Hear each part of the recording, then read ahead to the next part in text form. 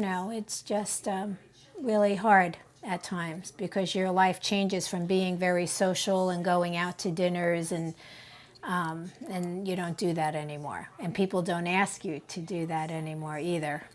You know, it just changes everything.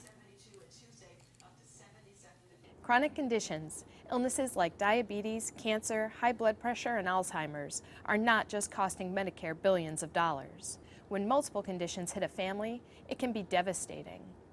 In Ocean County, New Jersey, 80% of seniors on traditional Medicare have at least 2 chronic illnesses.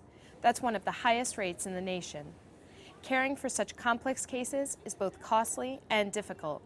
It's not a retirement anyone plans for, especially when one person with multiple illnesses ends up caring for another, like Debbie White does for her husband, Jack.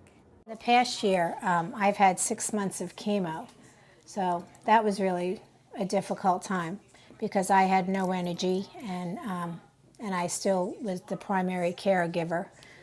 While White was in the hospital, her husband ran out of the carefully labeled dosages needed to treat his Alzheimer's-like condition.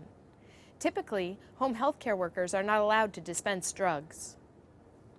My sister brought all the medications to the hospital to me to dispense it in the little case again because nobody knew like what he takes or how much or when, or like I'm the only one with all this information.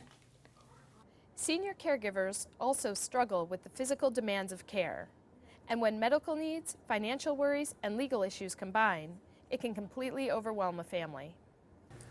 I tried to do it myself at home, and my body said, you'll be dead in 6 months with the stress and with the depression that goes, and plus with some chronic conditions that you're dealing with.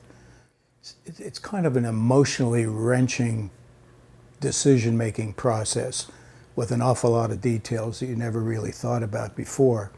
But you come to realize that when you put a loved one into a facility, they're not coming out again in this situation. They're going to be there.